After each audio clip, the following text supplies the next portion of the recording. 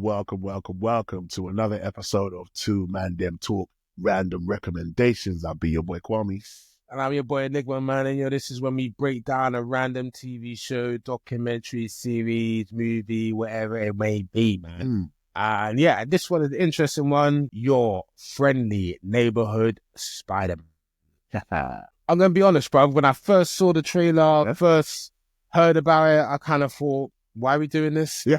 It's true. Why do we need to see this again? Why do we need to go to Peter Parker? But a clever thing that they've done is it starts off with him kind of not having powers. He does get his powers, but they don't go through the whole origin story. They don't go through the whole bit by a spider, learning he's got muscles, blah, blah, blah. You kind of catch him at the very beginning, and then he gets his powers, and he's able to then deal with everything that happens with becoming a Spider-Man. Firstly, what I gotta say, love the animation style. Yeah. Animation style literally looks like it's really a comic book. Yeah, it looks like a comic book brought to life. Whether it's the comic book panels, the split screens, when there's certain action things come out, really, really good, crisp animation. The animation style might not be for everyone because they might like, Into the Spider-Verse has got a certain specifics look.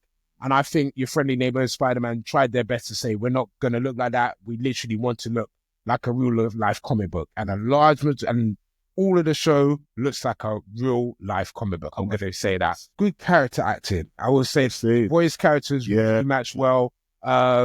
Peter Parker, guy does a really good job at that. Aunt May is good. The color switch is a change. So Norman Osborn, he's usually played by a white dude. He's played by a black person this time, played by Coleman Domingo, who is one of the only main voice actor really that other than Eugene Bird, who plays Lonnie, who's like a high school character, high school jock who kind of has to protect his brother, and then he becomes the character called Tombstone, which is good progression. Harry Osborn is kind of like his Ned in this. He's the guy in the chair. He's the guy that helps him through the missions and is talking to him. Harry is? Yeah, Harry finds out about Peter about halfway through the season, and then because Norman finds out about him quite early. Okay. This is what the switch is of this one.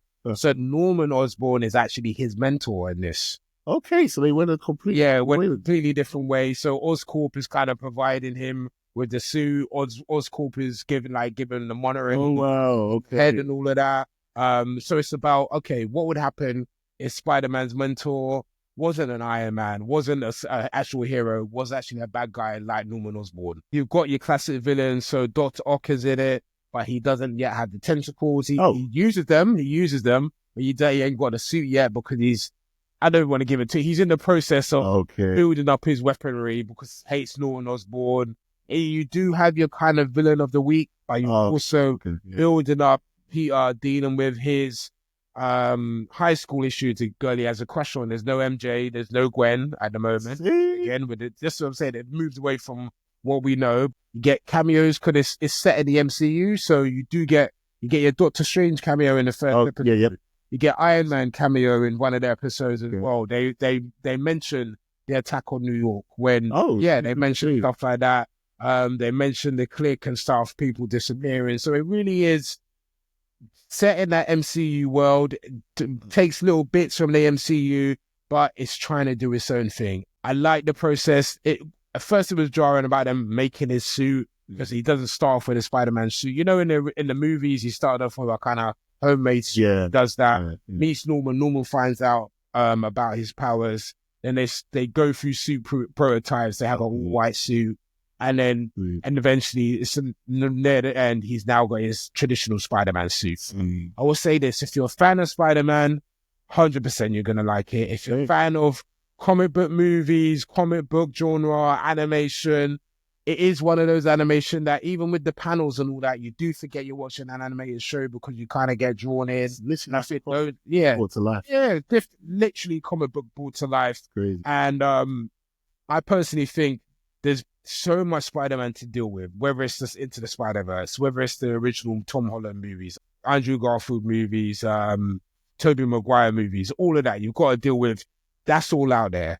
What I think they've done is carved their own little niche, say, this is what we're going for, and go along for the ride. It's already been greenlit for season 2, and you can see they've done the building blocks. Look, they haven't shot their load in this. There's, as I said, there's no MJ, there's no Gwen. There is no Harry isn't bad. Harry is his brethren. Yeah, that's crazy. That's brethren is Harry hasn't turned into Hobgoblin yet. Norman hasn't turned into Green Goblin. Yeah. But you see, like, Oscorp, one of their designs is a Green Goblin hoverboard. And there's one part when you think Osborn is coming to help him as Green Goblin, but it's not. It's just a hoverboard that's coming back. So they're building blocks, I think, very, very well. And season 2, you're going to get your Norman Osborn, you're going to get your Harry Bad, you're going to get your Dr. Okay. That. So... What about Electro? Electro, I think you're going to have in there. And also, random Daredevil is in it. Oh, shit. Cameo, Charlie Cox does the voice. Daredevil's up in there. They have a bit of a fight. And see. Even that fight, how it's animated, sick. Okay, that's sick. The different panels, and like Daredevil dodges it to the side, and it's just how it's done. It's really, really dope, man. So again, they're New York villains. Yeah, New York villain, man. Hell's Kitchen and all of that. Yeah, of course. Yeah. So again, I personally think if you're a fan of Spider-Man, if you're a fan of comic book movies, it's definitely worth checking out. Yo, just a quick update now that the finale is finished. Just want to say, I loved the finale. Loved how it wrapped up. Loved how we saw how Doctor Strange was involved, how his involvement actually led to Peter getting his powers. Loved where they go with Norman Osborn next season. Looked like he's going to have the Venom symbiote.